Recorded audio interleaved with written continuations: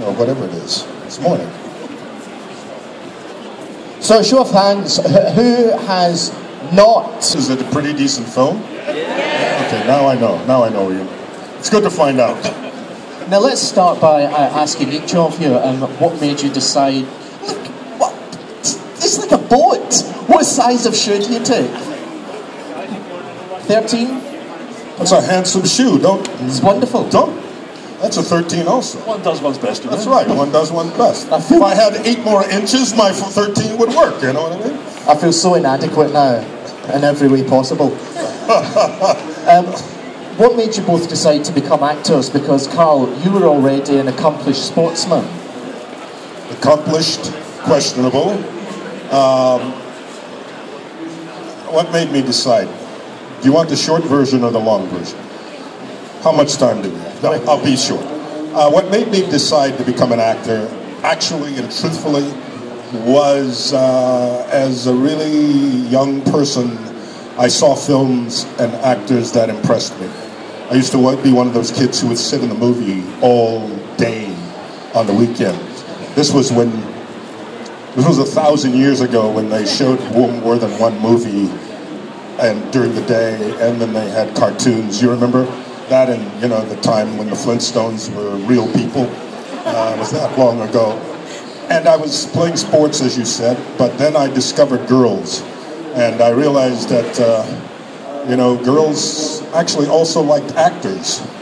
They didn't just like guys who liked sports, and so I thought, well, okay, I've got the acting part covered for the girls who like, the sports thing covered for girls who like sports, but the girls who like actors, wow, I can cover that side too, so that's how it happened. It was really, sort of like, I really wanted to be an artist.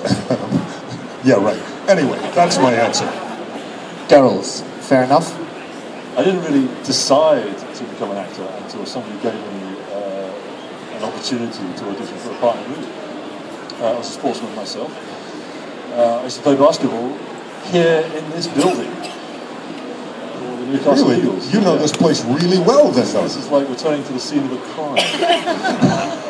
And you were the criminal, of course. A lot of blood, sweat and tears have been spilled in this building, I tell you. Yes, I had a phone call one day from a casting director, and she said, would you like to audition for a part of the movie? And I said, what's the movie? And she said it was Alien versus Predator. And I raised an eyebrow and said, what's the part? And she says, the part is the Predator.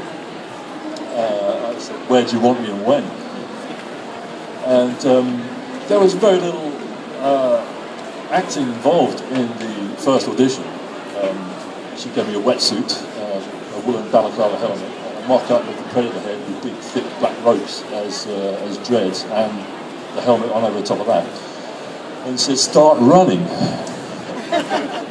An hour later, she said, okay, you can stop now. And I said, how was that? I said, well, I'd be lying if I said it was easy. It wasn't easy, but I can do it. And that was my first step into becoming an actor.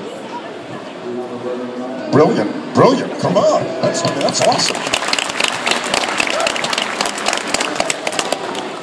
One of my favourite actors that you worked with, Carl, was Burgess Meredith. One of my favourite people in the world. Wow. I know that you're going to be talking tomorrow about Rocky anyway, but can we just touch for the people who might not be here tomorrow? Do you have any stories of Burgess? Because he was an amazing actor. I have so many stories about Burgess. I think I can fondly call him what people who knew him well called him, which was Buzzy. And Buzzy lived in Malibu, the great Malibu. And he lived right at the end of what's called the Malibu colony. And his house was where Ian would be sitting right now. And right where I'm sitting, just across, literally a driveway, was Larry Hagman's house. The great Larry Hagman from Dallas and so many other things. And Buzzy used to have parties all the time. And we got on so well that he would invite me to parties. And there were always beautiful young girls around. This was Buzzy. He just loved to have beautiful young girls around.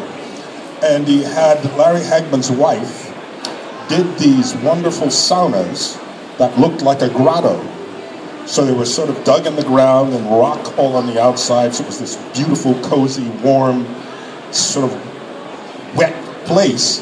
And all the beautiful young girls would be in their bikinis in the grotto. And when he invited me, of course I'm going to go over, you know. But the other thing about him, which was so wonderful actually, was, first of all, he was an incredibly generous spirit. We did the first Rocky, there was literally no money. That movie, people don't realize, in that time, that movie's budget was less than $1 million, US. And it actually went a bit over budget, that's a long story, but the producers had to pick up the tab for the overage, and that's how they became very, very wealthy men, because they owned a piece of it in a big way then. But Buzzy and I, in a building like this, when we shot the fight, was a big empty building in the middle of Los Angeles, which was a sports arena. Supposedly we were in Philadelphia, but we were actually in Los Angeles shooting this. And Buzzy and I shared a dressing room, which was a team room, where teams would get dressed because they had no money, so that was our dressing room, right? But a great guy, great, and we worked together several times after that on television shows. But one of my fondest memories was working with Buzzy. He was just really a great man. Loved great wine. Magnificent actor who had a history that was unlike any others. You know, Of Mice and Men, probably one of the greatest performances. He and Lon Chaney Jr. I mean, if you know movies, that's a classic. And Buzzy was. I mean, I didn't know the greatness that I was in the company of because I was a young actor, but I soon learned he was brilliant. Do we have any questions from the audience at this point? Script.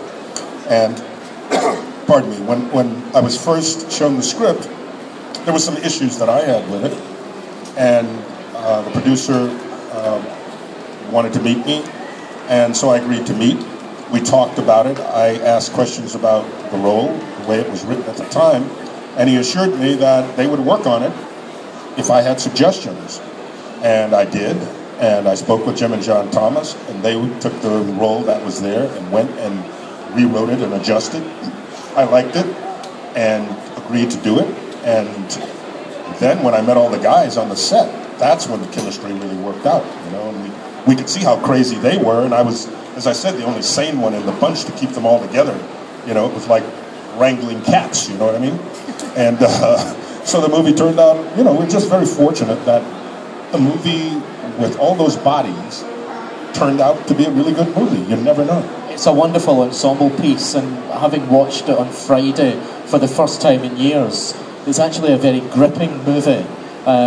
Your character obviously has his own agenda as to why he's doing this. But each character, each brilliant acting from each actor, they're all so different, and they pull it off beautifully. Isn't Predator a great film?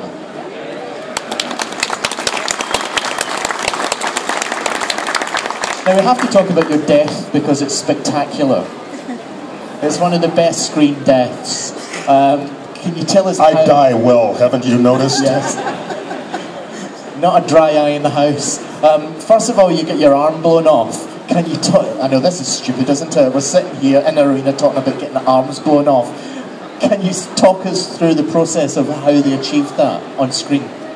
Well, first of all, you know, we're all sort of at the mercy of a screenplay as an actor, at the mercy of a director as an actor, at the mercy of a producer. If they're a great producer, they pull all these disparate kind of characters, not only inside the group of actors, but all the people who work to support the movie, from makeup people to wardrobe people, special effects people. And we had an amazing group, you know. The application for the arm and all that sort of stuff was done, I mean, just magnificently. You know, you couldn't have hoped for better with the arm supposedly being hit by the laser and it's on the ground still firing the weapon, which is so bizarre, but out of the imaginations of great writers. And then, of course, what appeared to be the arm hanging off there, you know, which was a great application, and I'm hiding my arm, and if you look very closely, you'll never see it because I'm that good with hiding my arm. I've been told people would freeze the frames to try to catch it, you know what I mean? So the process really, you know, as Ian knows, you shoot so much of this out of sequence. The death isn't necessarily shot on the same day that the arm is blown off. So as the actor, what you're tasked with is some sort of memory sense, and of course, knowing the drama of the whole piece and how to connect it all. But then you've got, you know, a director who's got to kind of keep reminding you of what you're doing. And least, certainly, last but not least, a great DP. We had a great director of photography who happened to be, we had an interesting group there because, and I digress a bit, but we had, our director of photography was Australian. We had, part of our crew was Australian. We had Americans in the crew, and we had Mexicans in the crew. So it was truly international. And in the cast, we had Americans and we had Mexican. And then, of course, post-production, who knows? I mean, people from all over. But the arm gets blown off, and then the death. And so the arm's blown off, and now the predator comes in and does the sort of eviscerating, you know, with his hand, with his bizarre hand, up into the gut. And we had sort of a seesaw-type device where I've got stuntmen on the other end of the seesaw, and I'm standing on one end, and those guys stand on it just as I get hit, and it raises me up, and I do the crazy scream that goes on forever, and then you hear it in the jungle when they cut to the other scene. So, you know, it's all just making movies, frame by frame, day by day, and hopefully at the end of it, what we do is we make it look real. That's what our job is to make it look real. Doing Alien versus Predator, Ian, killing people, was that one of the joys of playing a predator in that film? It was a lot of fun. It was more fun than it probably should have been, actually. There was one of the actors who played one of the male leads, an Italian actor called Raoul Bova. I went up to him one day when I'm about to do the scene, and he was getting into character very seriously, very serious acting. And I said, Raoul, this is a great scene we're going to be doing.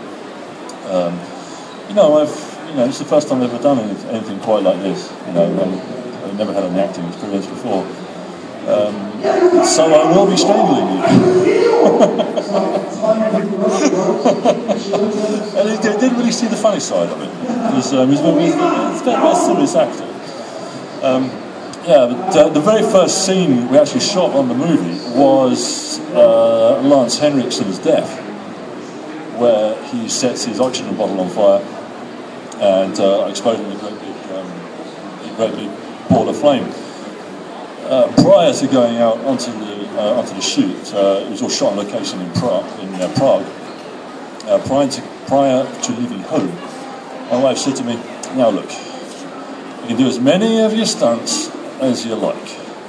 For goodness sake, don't let them set you on fire." The very first week of shooting, blazing inferno, I actually had a professional stuntman who actually did what we call the fire burn, to put fireproof clothing